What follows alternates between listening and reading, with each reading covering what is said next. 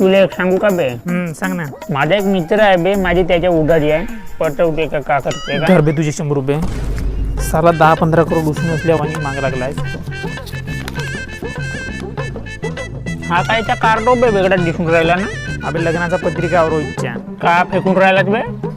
अबे हो ना, हे पाय त्याची ना त्याच्या बायकोची फोटो. हो बे, वेगळाच पत्रिका दिसून राहिला आणि तारीख बिंट काहीच नाही दिसून राहिली बेटी. तर मग याच्याबद्दल काहीच नाही माहिती का बे तुला? नाही सांगतो पाय, या कार्डच्या मागे तुला QR कोड भेटेल. हा पाय, फक्त आपल्याला या QR कोडला स्कॅन करायचा आहे. नंतर आपल्याला सर्व माहिती भेटून जाते. लग्नाला किती टाइम आहे, लग्न कोणत्या तारखेला आहे, नंतर नवरदेव आणि नवरीचे फोटो आपल्याला पाहायला भेटते. Phone number, WhatsApp, Instagram account सुद्धा आपल्याला पाहायला भेटते. नवरदेव नवरीच्या आई बाबाची माहिती फोटो सहित आपल्याला पाहायला भेटते खाली. आणि हळदीचा कार्यक्रम, लग्न केव्हा आहे व कोटा आहे ते तुला खाली पाहायला भेटते. आणि तुला जर गाव माहित नसेल, लग्न कोटा ते जर माहित नसेल, तर तू मॅपवर क्लिक करून तो लोकेशन सुद्धा पाहू शकतेस आणि त्याला फॉलो करून तू गावी सुद्धा त्या पोहोचू शकतेस.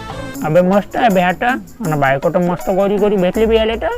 हो मग चाल्यानं मुले नाही दिला बे पत्रिका तर. जो लग्नाला येऊ शकते, लग्नाला पैसे देऊ शकते, लग्नामध्ये प्रेझेंट देऊ शकते, तशाच लोकांना त्यांना पत्रिका दिलं नाही. फालतूच्या भातावर लोकांना नाही दिलं नाही. हो घे, पण मस्त वाटला बे पत्रिका, काहीतरी नवीन वेगळा. मलाही आवडला बे. मग तू आपल्या लग्नाला, पोराच्या बारशाला आणि तुझ्या तेरवीला अशाच पत्रिका बनवू शकतेस तू, समजला?